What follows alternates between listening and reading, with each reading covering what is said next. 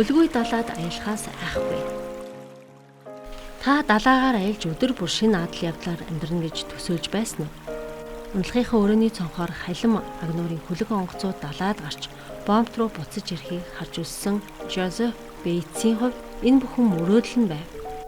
Массачусетс мужийн Нью Бэдфорд хотод өсөж төрнөж байхдаа хүүгийн оюун ухаан эдгээр завьтай хамт хөвж байсан юм.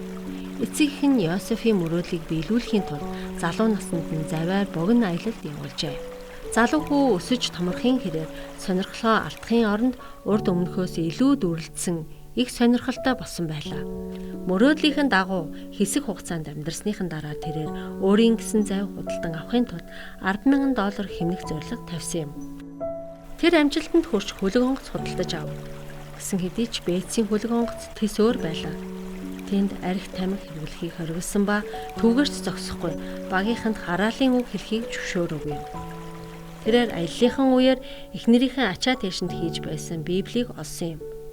Тэрээр амралтын өдрийг олж мэдэхэд тийм ч их цаг зарцуулсангүй.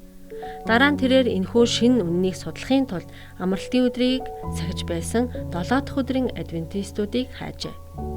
Хожим нь Бейтс 4 дахь хуулийн зарчмуудыг танилцуулсан тохимол гаргахаар шийдсэн гин.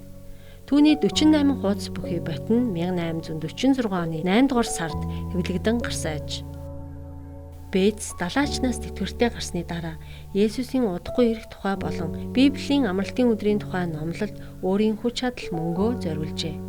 Бейтс 7 дахь өдрийн адвентист сүмийн гол түшиг толгуур болж өөрийн хөрөнгө чинээгээрээ давсан өвийг үлдээсэн юм.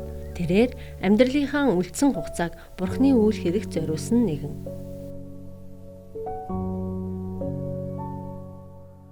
Уриалга. Бурхан бидний хүн нэг бүрийг итгэлээ өргөжүүл хэмээн дууддаг.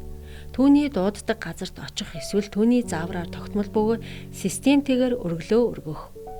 Өргөл өргөх нь Бурханы 11-ийг үнэнчээр буцаан өгөх.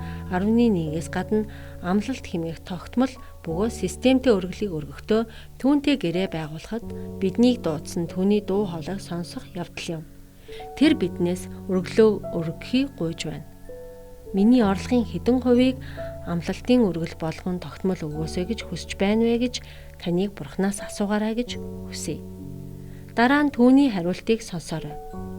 Бурханд тийм гэж хэлэх нь итгэлээ бэхжүүлэх цорын ганц арга зам билээ.